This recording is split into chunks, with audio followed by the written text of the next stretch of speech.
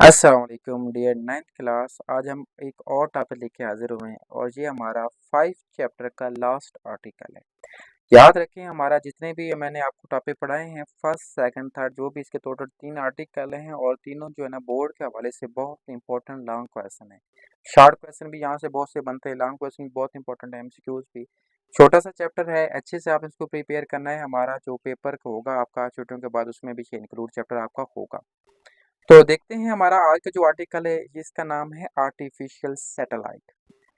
हम सबसे पहले देखते हैं कि हमारे पास सैटेलाइट क्या होती है। सैटेलाइट हमारे पास क्या होते हैं, ऑब्जेक्ट होते हैं जो रिवॉल्व करते हैं अराउंड अ प्लैनेट। किसी भी प्लैनेट के गिर्द जो ऑर्बिट रिवॉल्व कर रहे होते हैं, उन्हीं को हम क्या कहते हैं, सैटेलाइट कहते हैं। An object that revolve around a planet is called satellite। अब सैटेलाइट्स हमारे पास दो तरह के होते हैं, एक होता है हमारे पास नेचुरल सैटेलाइट और एक होता है आर्टिफिशियल सैटेलाइट।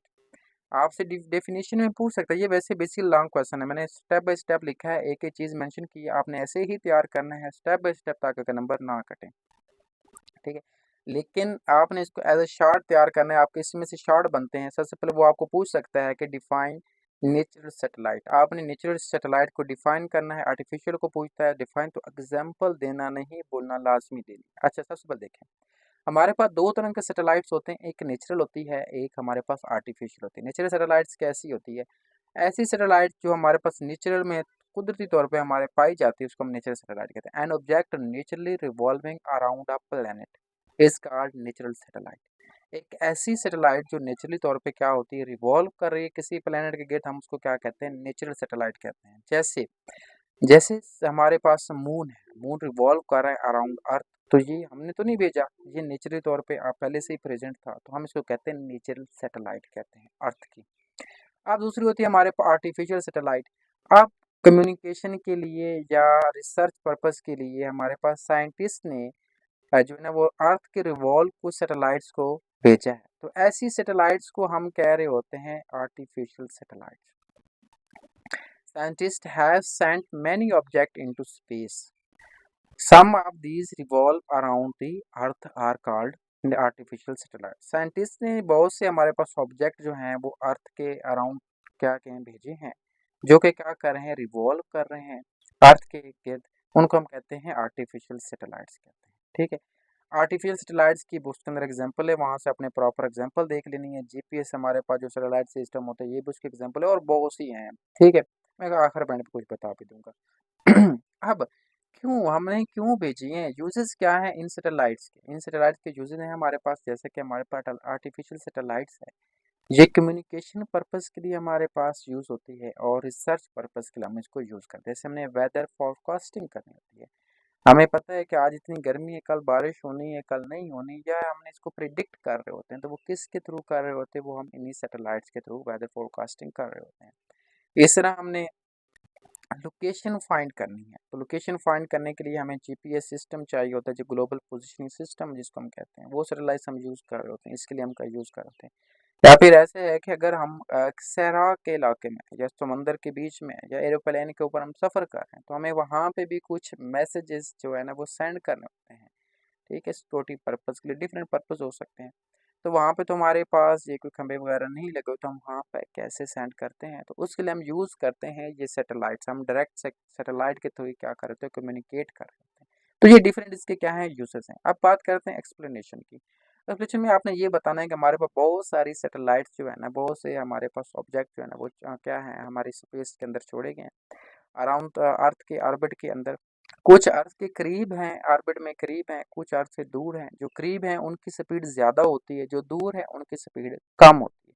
जैसे जैसे हम अर्थ से सरफेस से दूर होते जाते हैं, तो हमारे पास ग्रेविटेशन पुल कम होता है। ग्रेविटेशन पुल कम होने की वजह से हमारे पास जो स्पीड होती है वो भी कम होती जाती है। तो एक ऐसा पॉइंट आता है, अब इसकी वैल्यू आपने बुक से नोट कर लेनी है। ये 3600 और 00, हाँ मेरे ख्याल 3600 किलोमीटर हमारे पास इसकी वैल्यू होती है। आपने कंफर्म कर लेनी है कि ये वो रीजन होता है जिसके अंदर, ये वो ऑर्बिट होता है जिसके अंदर अगर हम किसी सैटेलाइट को वहाँ पे छोड़ते हैं, तो वो सैटेलाइट जो उस सैटेलाइट की स्पीड होगी और जो अर्थ की स्पीड है, ये दोनों बराबर हो जाते हैं, इक्वल हो जाते हैं। जब इक्वल हो जाएंगे तो अर्थ जो होगी वो रेस्ट में होगी, वो हमारे पास स्टेशनरी होगी सैटेलाइट के हवाले हिसाब से। और जो हमारा सैटेलाइट होगा वो रेस्ट में होगा अर्थ के हिसाब से, क्योंकि दोनों क्या हैं, जिनकी स्पीड इक्वल, दो गाड़ियां हैं, आप एक गाड़ी में बैठे हैं, साथ में आपका दोस्त बैठा है, आप रोड के ऊपर जा रहे हैं, दोनों की सेम स्पीड है, बिल्कुल सेम, मोटरवे पे जा रहे हैं, दोनों की सेम स्पीड। तो आप एक दूसरे के हिसाब से हमेशा साथ साथ ही चलेंगे, ना वो आपसे आगे निकलेगा ना आप उससे आगे निकलेंगे, तो आप एक दूसरे के हिसाब से क्या होंगे, constant, face to face, always face to face होंगे। सेम हमारे पास सैटेलाइट जो होती है, जो स्टेशनरी सैटेलाइट्स उनको कहते हैं। अलग से short question, important short question आपका पेपर में आता है कि डिफाइन जियो स्टेशनरी सैटेलाइट। तो हमारे पास कुछ सैटेलाइट्स हैं जो communication satellites takes 24 hour to complete one revolution around Earth. Earth also completes one rotation about its axis in 24 hours. Hence, communication satellites appear to be stationary with respect to Earth. हमारी अर्थ 24 our में एक चक्कर पूरा करती है। तो अगर मैं एक सैटेलाइट्स को इस हिसाब से छोड़ूं कि वो भी 24 आवर लगाए एक रेवोल्यूशन, एक चक्कर कंप्लीट करने के लिए, तो अगर हमारे पास जिस पॉइंट पे भी आप देखेंगे, अर्थ और आपका जो सैटेलाइट है वो सेम टू सेम आगे सामने सामने होंगे। आपके घरों के साथ जो घरों के अंदर लगे हुए हैं डिफरेंट डिश एंटीना लगे हुए हैं, तो आप इनको एक फेज, जैसे पार्क साइड है, आप इसको साउथ वेस्ट की तरफ हम बीच में लगा देते हैं, तो वो हमेशा साउथ वेस्ट के बीच में ही होता है, क्योंकि यहाँ से हमारे पास सैटेलाइट जो हमारी वो फिक्स है। जैसे जैसे अर्थ घूमती है सैटेलाइट भी वैसे वैसे घूमती है। इस तरह हमारे पास छोटी सैटेलाइट जो इनके छोटी एलएलबी हमको कहते हैं, इंडियन सैटेलाइट, वो हमारे पास बिल्कुल ईस्ट के ऊपर है, ठीक है, 30 एंगल के ऊपर, वो हमारे पास वहाँ पे वैसे फिक्स रहती है, तो हमने ये छोड़ी हुई ताकि हमारे पास हम इससे अच्छे से कम्युनिकेट कर सकें। इस तरह हमारे पास जीपीएस सिस्टम के लिए हमने 3 सैटेलाइट्स 120 120 120, क्योंकि टोटल 360 होता है, तो 120 120 के हमने 3 सैटेलाइट्स को भेजा हुआ है जीपीएस सिस्टम के लिए, वो हमें लोकेशन प्रोवाइड कर रही हैं, ठीक है। तो ये एमसीक्यू में पूछते तो अच्छे से याद रखिएगा, इसके एग्जाम्पल भी देनी है, नहीं होते।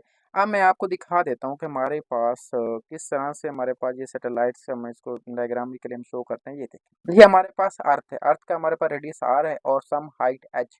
एक हमने आर्बिटर ले लिया, इस आर्बिट के अंदर हमारे पास सैटेलाइट्स क्या कर रही है, रिवॉल्व कर रही है अराउंड दी अर्थ। अब ये रिवॉल्व करती करती, असल बेसिकली ना डीपली कंसेप्ट अब मैं दे नहीं सकता, बेसिकली ये जो सैटेलाइट्स होती हैं ये हमारे पास अर्थ की तरफ गिर रही होती हैं with an acceleration, with an velocity, एक खास वेलोसिटी के साथ ये अर्थ की सरफेस की तरफ गिर रही होती हैं। लेकिन क्योंकि अर्थ हमारे पास कार्व्ड है, तो ये आगे को ऐसे मूव कर जाती हैं। ये बेसिकली फॉल डाउन हो रही होती हैं टूवर्ड्स दी अर्थ, अर्थ की ग्रेविटेशन पुल की वजह से ये डाउन होती है, लेकिन ये हो नहीं पाती क्योंकि अर्थ हमारे पास क्या है, कर्व शेप की है। अच्छा, छोड़ें उस पॉइंट को।